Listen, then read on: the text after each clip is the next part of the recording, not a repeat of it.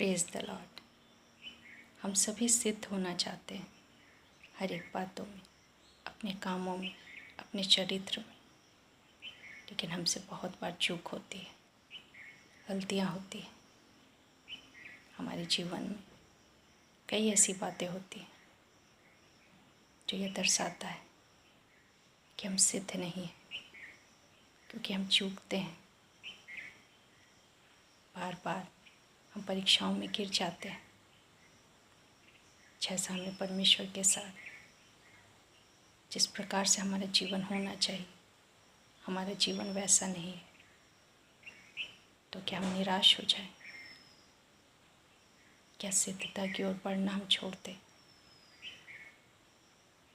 सिद्ध कोई नहीं है सिवाय प्रभु यीशु मसीह के, क्योंकि वचन हमें बताता है कि वही एकमात्र है जो सिद्ध है, क्योंकि उसने इस पृथ्वी पर एक ऐसा जीवन जिया जिसमें कहीं कोई कमी नहीं थी। उसने सारी व्यवस्था को पूरा किया, हर एक आज्ञा को उसने माना। वो चूका नहीं, वो परीक्षाओं में गिरा नहीं, लेकिन उसने हमें एक सिद्ध जीवन जी कर दिखाया। हमारे सामने एक नमूना रखा कि हम भी वैसा ही करने का प्रयास करें। लेकिन क्या यह हमारे लिए संभव है? क्या हम एक सिद्ध जीवन जी सकते हैं? परमेश्वर को पता है हम मनुष्य बहुत सारी कमज़ोरियों से जुड़े हुए हैं। बहुत बार गिरते हैं, बहुत बार उसके वचन से हम भटक जाते हैं, बहुत बार परमेश्वर से हम दूर हो जाते हैं। परमेश्वर जानता है हमारी हर एक कमज़ोरियों को, लेकिन वो चाहता है कि उसकी संतान सिद्धता की ओर बढ़े। जब हम उत्पत्ति की पुस्तक पढ़ते हैं, उसका 17 अध्याय, तो वहाँ पर हम पाते हैं कि यहोवा परमेश्वर अब्राहम को दर्शन देता है जब वो 99 वर्ष का हो चुका होता है, और वह अब्राहम से कहता है, मैं सर्वशक्तिमान परमेश्वर हूँ, मेरी उपस्थिति में चल और सिद्ध होता जा। परमेश्वर अब्राहम से कहता है कि मेरी उपस्थिति में चल और सिद्ध होता जा। हम सिद्ध नहीं हैं, ये बात परमेश्वर भली भांति जानता है। इसीलिए वो अब्राहम से कहता है कि मेरी उपस्थिति में चल, क्योंकि इसके अलावा और कोई दूसरा मार्ग नहीं है। जब हम परमेश्वर की उपस्थिति में चलते हैं, जब हम ये विश्वास करते हैं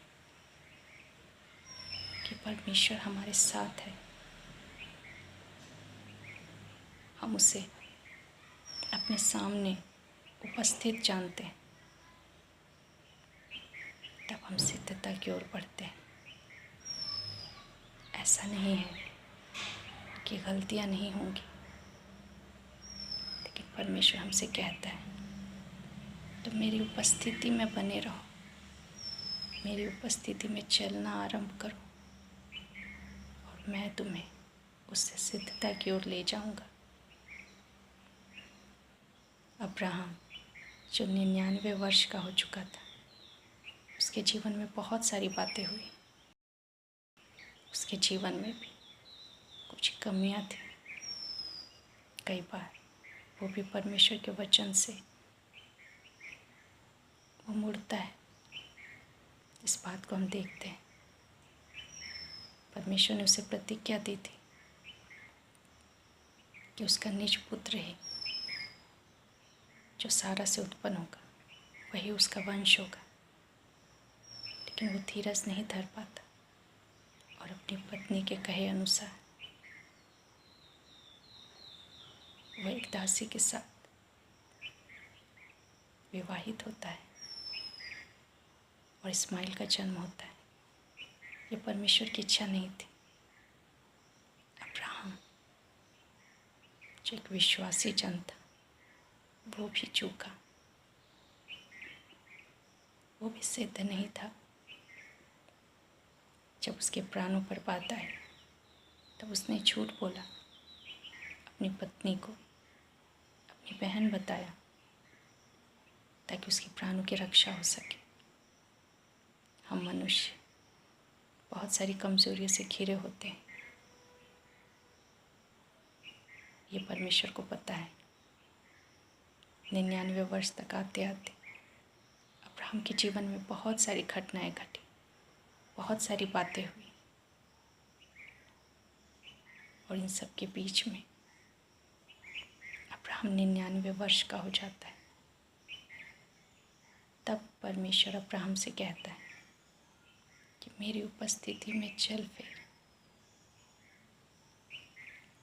अब्राहम जो एक महान व्यक्ति था, जो विश्वासियों का पिता कहलाता है, वो सचमुच एक अद्भुत मनुष्य था, जिसने परमेश्वर के सम्मुख एक ऐसा जीवन जिया जो हमारे लिए आदर्श और नमूना है। लेकिन वो भी चूका था, और परमेश्वर उससे कहता है कि मेरी उपस्थिति में चल। जब भी हम परमेश्वर की उपस्थिति से बाहर जीवन जीते हैं, हमसे गलतियाँ होती हैं, हम चूकते हैं, हम परीक्षाओं में पड़ जाते हैं, लेकिन परमेश्वर कहता है कि मेरी उपस्थिति में चल और सिद्ध होता जा। हम स्वयं से सिद्ध नहीं हो सकते, लेकिन जब हम परमेश्वर की उपस्थिति में चलना आरंभ करते हैं तो वो परमेश्वर ही है जो हमें सिद्धता की ओर ले जाता है। एक मनुष्य के लिए यह संभव सी बात है, लेकिन परमेश्वर वो कहता है हमसे कि तुम मुझे अपनी उपस्थिति में एक बार नहीं, लेकिन मेरी उपस्थिति में चलो और फिरो, और मैं तुम्हें सिद्ध करूँगा। हमारी उम्र चाहे जो कुछ भी हो, हमारे जीवन में भी बहुत सारे उतार चढ़ाव आए होंगे, बहुत स्थानों में हम चूके होंगे, अब्राहम के समान या किसी और व्यक्ति के समान, क्योंकि हम मनुष्य हैं, भटक जाते हैं, दाएं बाएं मुड़ जाते हैं। लेकिन परमेश्वर कहता है मेरी उपस्थिति में, जब हम किसी की उपस्थिति में होते हैं तो हम सजग होते हैं, सतर्क होते हैं कि कोई हमारे साथ है। हम मनमाना व्यवहार नहीं करते, जो इच्छा होता है वो नहीं करते, लेकिन एक संयम के साथ हम अपने जीवन को जीते हैं, यह सोचकर कि हम किसी की उपस्थिति में हैं, हम किसी के साथ हैं। परमेश्वर यही तो कह रहा है कि हम उसे अपने जीवन में अपने सम्मुख उपस्थित जान कर चलें। जो कुछ भी करते हैं या सोच कर हम करें कि परमेश्वर हमारे साथ है, वो देख रहा है, वो सुन रहा है। चाहे शारीरिक तौर से हम परमेश्वर को देख ना सक रहे हों, लेकिन आत्मिक तौर से हम जानते हैं कि परमेश्वर की आत्मा हमारे साथ है। लेकिन हम उसके साथ कैसे चलें? तो शारीरिक तौर से हमारे साथ नहीं। बाइबल बताती है कि वचन ही परमेश्वर है। जब हम वचन को ग्रहण करते हैं, उसके अनुसार जीते हैं, जो कुछ भी करते हैं वचन के अनुसार करते हैं, उसकी आज्ञाओं में रहने का प्रयास करते हैं, जैसा वो बताता है उन मार्गों पर चलने का प्रयास करते हैं, तब हम उसकी उपस्थिति में होते हैं। एक दिन में सिद्धता नहीं आती, लेकिन धीरे धीरे जैसे जैसे हम परमेश्वर की उपस्थिति में चलते फिरते हैं, धीरे धीरे करके हमारी एक एक कमियाँ, एक एक कमज़ोरियाँ हमसे दूर होने लगती है, क्योंकि वचन हमारी अगुवाई करता है।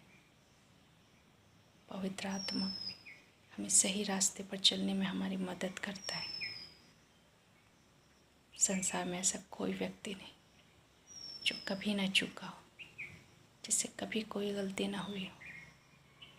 इसीलिए एक बार यीशु ने कहा कि वही पहला पत्थर मारे जिसने कभी कोई पाप ना किया हो।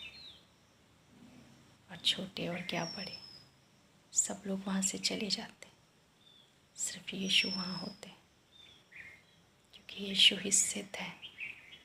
क्योंकि उन्होंने ऐसा जीवन इस पृथ्वी पर जिया जो सिद्ध था, जिसमें कोई कमी घटी नहीं थी। हमारे जीवन से बहुत सारी चूक हो सकती, लेकिन इन बातों को भूलकर हमें अब परमेश्वर की उपस्थिति में चलना है, उसे सम्मुख जानकर हर एक बातों को करना है। जैसा वचन कहता है उसके अनुसार अपने जीवन को हम ढालने का प्रयास करें। और जब हम ऐसा करते हैं तब हम परमेश्वर को अपने सम्मुख उपस्थित जानकर हम अपने जीवन जीते हैं। परमेश्वर का वचन, उसका आत्मा आहिस्ता आहिस्ता करके हमें सिद्धता की ओर ले जाता है। हो सकता है हमारे जीवन से बहुत गुनाह हुए हो, बहुत पाप, बहुत गलतियाँ हुई हो, लेकिन जैसे जैसे हम परमेश्वर की उपस्थिति में अधिक समय बिताते हैं, उसके वचन के साथ संगति करते हैं, तब हम देखेंगे आहिस्ता आहिस्ता करके हमारी गलतियाँ कम होने लगती है। पाप करने की इच्छा हमारे मन में घटती जाती है। धीरे धीरे परीक्षाओं में हम स्थिर रहना सीख जाते हैं। गुस्से पर, क्रोध पर और इस संसार में पाई जाने वाली ऐसी कई बातों पर जिससे पहले हम प्रभावित होते थे,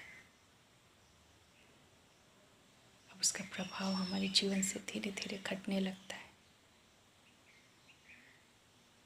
और इसी प्रकार हम धीरे धीरे करके सिद्धता की ओर बढ़ते हैं। हो सकता है हम यीशु के समान सिद्ध न बन सके, लेकिन परमेश्वर की इच्छा है कि हम प्रयास करना कभी ना छोड़ें, अपनी गलतियों को मानें। जब परमेश्वर का आत्मा हमें किसी बात के लिए हमारे अंदर कुछ भावनाओं को लाता है तो हम उस पर ध्यान दें। जब वचन हमसे कुछ कहता है तो उसके अनुसार अपने आप को जांचें, अपने मनों को फिराएं और जैसा परमेश्वर चाहता है वैसा जीवन जीने का प्रयास करें। तब सचमुच हम सिद्धता की ओर बढ़ेंगे। ये एक दिन का काम नहीं है। अब्राहम की कितनी उम्र हो गई थी, लेकिन अब जाकर परमेश्वर ने कहा कि मेरी उपस्थिति में चल और सिद्ध होता जा। क्योंकि हम मनुष्य अपनी सोच, अपनी समझ, अपनी बुद्धि के अनुसार चलते हैं, अपनी भावनाओं के अनुसार, और इसी के द्वारा हम चूक जाते हैं। लेकिन जब हम परमेश्वर को अपने जीवन में शामिल करते हैं, हम विश्वास करते हैं कि वो हमारे सामने उपस्थित है, पाप करने से, अपराध करने से, गलतियाँ करने से बच जाते हैं और धीरे धीरे हम सिद्धता की ओर जाते हैं। हमारा परमेश्वर हमारी कमियों को देखता है, समझता है कि हम कमज़ोर हैं, लेकिन वो हमें तुच्छ नहीं जानता। लेकिन वो चाहता है कि आहिस्ता आहिस्ता हम उन बातों को छोड़ें जो हमें सिद्धता की ओर बढ़ने नहीं देते, उन कामों को, उन आदतों को, उस स्वभाव को हम पीछे छोड़ दें जो हमें परमेश्वर की उपस्थिति में चलने नहीं देते। हमारा परमेश्वर अद्भुत परमेश्वर है, जिसने हम मनुष्यों को ऐसा सौभाग्य दिया है कि हम उसके समान सिद्धता की ओर, अपने परमेश्वर की ओर हम बढ़ते रहें। जब तक ये जीवन है, हर दिन उसकी उपस्थिति में चलने का प्रयास करें। गलतियाँ होंगी, लेकिन जब हम उसकी उपस्थिति में रहेंगे तो उसकी आत्मा हमें हमारी कमियों को दिखाएगी, हमारी गलतियों को दिखाएगी, हमारे द्वारा किए जाने वाले हर एक गलत कामों को वो हमें दिखाएगा और अपने सामर्थ्य से हमें मदद करेगा कि हम उन्हें छोड़ पाएँ। बहुत आवश्यक है कि हम परमेश्वर की उपस्थिति में चलें, तभी हम सिद्धता की ओर बढ़ पाएंगे। परमेश्वर इस वचन के द्वारा हम सबको बहुत से आशीष दे। धन्यवाद।